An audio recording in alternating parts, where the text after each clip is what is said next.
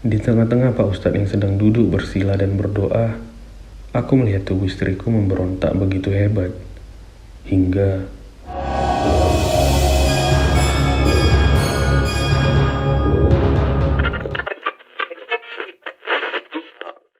Hai teman-teman semua, selamat datang dan mendengarkan kembali Radio Tengah Malam. Di video kali ini kita bakal membacakan cerita-cerita yang sudah dikirim para kontri ataupun daripada kalian. Sebelum itu, jangan lupa klik tombol berlangganan ataupun tombol jempol ke atas. Jika kalian ingin mentraktir kopi, bisa kalian klik link di deskripsi atau scan di sudut layar kalian. Terima kasih dan selamat mendengarkan.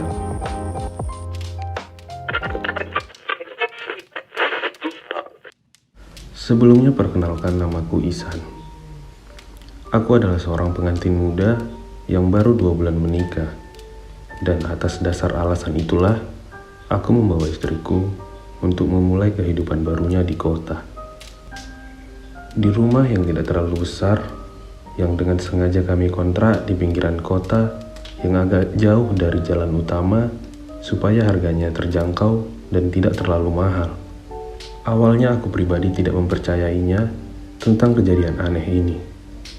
Kejadian aneh yang terjadi setelah beberapa bulan saat si pemilik rumah datang berkunjung ke rumah ini. Saya cuma mau ngecek saja, Mbak, kata si pemilik rumah saat itu pada istriku yang kebetulan sendiri di rumah dikarenakan aku sedang pergi bekerja. Tapi setelah perginya si pemilik rumah tersebut, beberapa kejadian janggal satu persatu mulai nampak di rumah ini. Kejadian yang pertama dirasakan secara langsung oleh istriku. Saat siang itu, katanya ia melihat aku berjalan masuk ke rumah. Lantas, dengan sigap, istriku pun langsung bertanya, "Tumben Mas, pulangnya masih siang?" Tanya istriku yang saat itu sedang sibuk memasak di dapur. Sedangkan aku terlihat duduk dengan wajah yang sangat pucat, mata yang kosong, dan yang membuat istriku kesal adalah, katanya, aku sama sekali tidak menggubris pertanyaannya. Dia berkata bahwa aku malah pergi begitu saja masuk ke dalam kamar. Tanpa berpikir yang aneh-aneh, istriku melanjutkan kembali memasak. Karena dia berpikir mungkin aku sedang dalam kondisi yang sangat lelah karena faktor kerjaan hingga niat istriku yang awalnya kesal kemudian ia urungkan. Sampai ketika azan asar selesai berkumandang, istriku bilang aku belum juga terlihat keluar dari kamar hingga ia mengetuk pintu kamar untuk mengajakku menyantap hidangan makan sore bersama. Tapi dari dalam kamar sama sekali tidak ada sahutan, malah saat itu aku datang dari belakang punggung istriku dan balas menyahutnya. "Cari siapa, Mah?" Tanyaku di belakang punggung istriku yang lantas membuatnya berbalik badan menatapku dengan ekspresi muka yang kaget. "Mas, kapan keluarnya? Tadi kan masuk sini." Balas istriku saking kagetnya sampai dia sedikit gagap sambil menunjuk ke pintu kamar. "Apaan sih, Mah? Orang aku baru pulang juga," jawabku. "Beneran Mas, tadi saya lihat Mas pulang. Terus saya sapa tapi Masnya nggak ngejawab. Malah cuek begitu saja lalu masuk ke kamar. Saya kira Mas ketiduran. Makanya mau saya bangunin." Melihat penjelasan istriku yang demikian, aku pun langsung berinisiatif membuka pintu kamar. Namun, saat pintu kamar sudah terbuka, tak nampak seorang pun berada dalam kamar.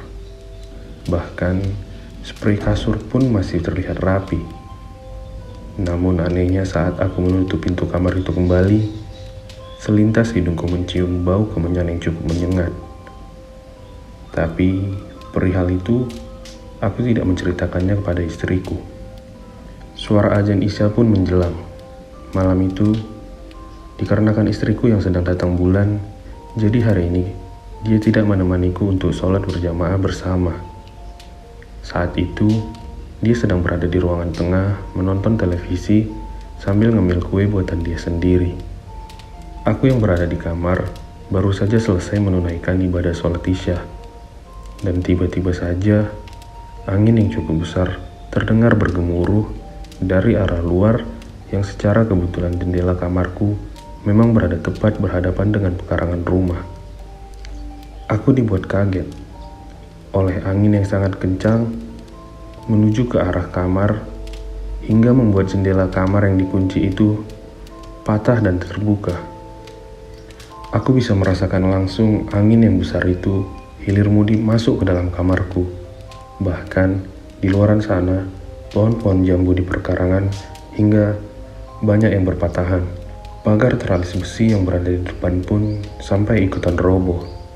Seketika terbersit dalam benakku bahwa ini bukanlah gejala alam, tapi ini adalah salah satu pertanda kiriman dari makhluk tak kasat mata.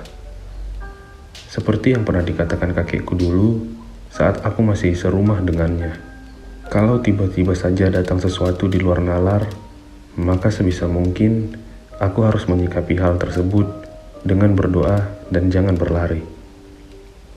Lantas, aku pun berdoa dalam hati sebisa yang aku bisa. Lalu, kemudian, perlahan angin yang bertiup kencang itu pun mulai mereda, lalu hilang dan senyap begitu saja. Untuk kejadian yang kedua ini pun, aku tidak menceritakannya kepada istriku. Aku takut dia akan ketakutan, lalu terjadi hal yang enggak-enggak. Karena sepertinya pun dia tidak mendengarnya karena suara televisi yang cukup bising di ruangan tengah saat itu. Namun, saat aku keluar kamar dan hendak menghampirinya, aku lantas dikagetkan oleh tingkah lakunya. Di ruangan tengah, sambil menonton televisi, aku melihat istriku sedang mengobrol sendiri, yang membuat aku langsung berjalan menuju ke arahnya karena penasaran sekaligus menaruh rasa curiga. "Mah, sedang ngobrol sama siapa?" ucapku dari jarak yang cukup jauh di belakang punggungnya. Seketika dengan terkejut, istriku langsung membalikkan kepalanya ke arahku dengan ekspresi wajah yang sama terkejutnya. Dan tiba-tiba saja, ia pun menjerit sangat keras. "Sayang, kenapa?" ucapku yang seketika langsung memeluk tubuhnya. Tubuh istriku bergelinyang hebat. Bola matanya terlihat terbalik, hingga yang tersisa cuma warna putihnya saja. Dan dari mulutnya, ia mulai meracau tak jelas. Kedua tangan juga kakinya memberontak kuat sekali. Tenaga tersebut berkali-kali lipat kuatnya dari tenaga istriku biasanya. Nyatanya, dia tengah kerasukan. Lantas, aku pun mengambil HP dan menelpon ustadz yang berada di kampung tersebut. Setelah kejadian sepanjang malam itu yang sungguh membuat kami gelisah, sampai tiba waktunya subuh. Di tengah-tengah hujan yang mengguyur di luar, aku yang baru selesai menunaikan sholat subuh, lantas menghampiri istriku yang saat ini tengah terduduk lesu di atas kasur. Ia bercerita bahwa semalam ia sedang duduk bersamaku sambil menonton televisi, dan ia terkejut saat tiba-tiba saja aku muncul dari arah belakang. Lantas, saat ia menengok ke arah samping, tempat di mana awalnya ia melihat aku yang sedang ngobrol dengannya, kemudian ia melihat bahwa aku berubah menjadi seorang nenek-nenek dengan rambut kusut berwarna putih dan kusam. "Sudah, kayaknya kamu kelelahan. Kamu istirahat saja ya, biar mas yang masak," ucapku yang sebenarnya tidak ingin memperpanjang perkara di luar nalar ini. Saat itu aku sedang berada di dapur, memasak untuk kebutuhan sarapan pagi kami berdua. Tapi, entah kenapa, pada detik itu, di detik dimana di luar hujan yang dingin tengah turun, rumah ini justru terasa sebaliknya. Rumah ini terasa panas sekali, bahkan suhu panas rumah ini terasa sampai membuat punggung juga dahiku meneteskan keringat. Suhu panas yang gak normal dan gak biasanya, ditambah entah dari mana sumbernya, tiba-tiba saja semeliwir tercium bau anyir darah yang terasa menusuk hidung dan membuat perut sangat mual.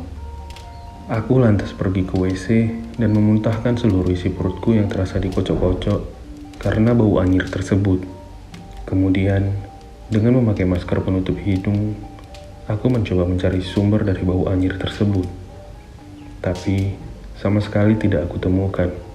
Karena jam hampir menunjukkan pukul 6 pagi, lantas pencarian bau anyir tersebut aku simpan terlebih dahulu dan memfokuskan diri untuk bikin sarapan untuk kami berdua, dan lalu menyajikannya di atas meja makan. Setelah itu, aku pamit berangkat kerja kepada istriku sambil mencium keningnya dan menyuruhnya beristirahat seharian ini, karena wajahnya yang masih terlihat pucat.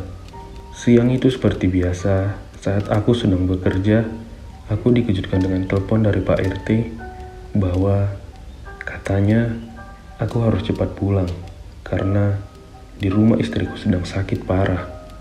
Mendengar hal itu, aku pun meminta izin kepada atasan untuk segera pulang. Dan beruntungnya, atasanku adalah orang yang baik dan pengertian, hingga izin tersebut terrealisasikan oleh dengan tanggap. Sepanjang perjalanan ke rumah, isi kepalaku dipenuhi dengan hal-hal yang aneh. Ditambah hati yang terasa gelisah, hingga buah hasil dari hal negatif itu hampir saja membuatku meninggal. Aku hampir menabrak bapak-bapak yang secara nyata tiba-tiba saja melintas santai di depan jalur yang tengah dilalui dengan sepeda motorku. Hal itu membuatku mengerem mendadak dan motorku terjungkal. Beruntungnya, kondisi truk yang saat itu berada di belakangku sedang melaju pelan, hingga remnya mampu memberhentikannya. Aku yang sedang terjatuh kemudian dibantu oleh para warga. Setelah memastikan semua baik-baik saja, aku mencoba melirik sekeliling, mencari si kakek tua yang tadi menyeberang. Namun, sama sekali tidak aku temukan. Sesampainya di rumah, aku melihat istriku tengah terbaring tak berdaya di atas ranjang. Dengan kedua mata yang terlihat terbelalak, ditambah leher, juga tangan dan kaki, dan mungkin sekujur tubuh istriku nampak lebam seperti bekas pukulan orang. Saat itu di dalam kamar, ada beberapa warga dan Pak RT yang kemudian menepuk-nepuk bahuku yang saat ini sedang tertunduk menangis di samping istriku. "Sudah mas, yang penting kita sudah berusaha dan juga tetap berdoa," ucap Pak RT kepadaku. Tiba-tiba saja terdengar suara sahutan salam dari luar. Kemudian terlihat Pak Ustadz yang tempo hari pernah aku undang ke rumah berjalan masuk ke dalam. Sejenak kemudian Ustadz tersebut menatap ke arah istriku yang sedang dalam kondisi tak berdaya. Lalu ia menyuruh perempuan yang berada di ruangan tersebut untuk segera keluar. Dan ia menyuruh para lelaki termasuk aku untuk mengumandangkan azan pada tiap pojok-pojok rumah. "Pokoknya saya minta jangan sampai ada sudut yang terlewat," ucap Pak Ustadz, yang kemudian para lelaki yang berada di sana berdiri pada tiap-tiap penjuru bangunan. "Sebentar," ucap Pak Ustadz menambahkan. Ia lalu mengikat kedua tangan juga kedua kaki istriku dengan tali berwarna putih. Ia lalu mengikat kedua tangan juga kedua kaki istriku dengan tali berwarna putih ke tiang-tiang besi di samping ranjang. Kemudian ia duduk bersila di samping istriku sambil memberi kode kepada kami untuk segera mengumandangkan suara azan. Dan disinilah hal-hal yang mistis itu makin terasa kental. Saat suara azan dikumandangkan, di tengah-tengah Pak Ustadz yang sedang duduk bersila dan berdoa, aku melihat tubuh istriku memberontak begitu hebat, hingga ranjang besi itu bergetar dan terlihat hampir patah. Suaranya meraung-raung berat, dan aku yakin itu sama sekali bukan istriku. Kemudian, bau anyir yang sangat pekat sekali terasa menusuk hidung dan membuatku sangat mual. Dan hampir-hampiran membuat aku juga para warga yang sedang mengumandangkan azan tidak dapat melanjutkannya. Tapi Pak Ustadz menyuruh kami untuk terus mengumandangkan suara azan tersebut dengan kode dari tangannya yang bergerak maju. Di tengah-tengah tubuh istriku yang berontak serta meraung-raung juga, bau anyir darah yang pekat terasa semakin menusuk. Dari arah luar, tiba-tiba saja terdengar sebuah benda seperti kaca yang pecah, yang diikuti dengan bau anyir itu pun lenyap. Kemudian, Tubuh istriku juga sedikit terlihat diam dan tak berdaya. Mas, kamu tinggalin saja tempat ini. Si pemilik rumah ini pengen menjadikan istri kamu sebagai tumbal genderuwonya. Sebelum Pak Ustadz meneruskan perkataannya, tiba-tiba saja dari arah luar, terdengar suara si pemilik kontrakan, nampak marah-marah seakan gak terima dengan warga yang sedang berkumpul dan melihat kegiatan kami. Bubar, bubar semua, teriaknya dengan mata yang melotot. Kamu dengan istri kamu sekarang keluar dari rumah ini, bentaknya kepadaku. Terima kasih buat kalian yang masih mendengarkan Siniar Seram di Radio Tengah Malam. Bagaimana cerita yang barusan? Apakah kalian pernah mengalami pengalaman seperti cerita tadi? Atau punya pengalaman lain yang ingin diceritakan? Kalian bisa mengirim email ke email yang telah tertera di layar agar bisa berbagi kepada teman-teman lainnya. Akhir kata, kita ucapkan terima kasih telah mengirimkan pengalaman kalian dan jangan lupa klik tombol berlangganan atau share ke teman kalian. Terima kasih, sampai bertemu di siniar berikutnya.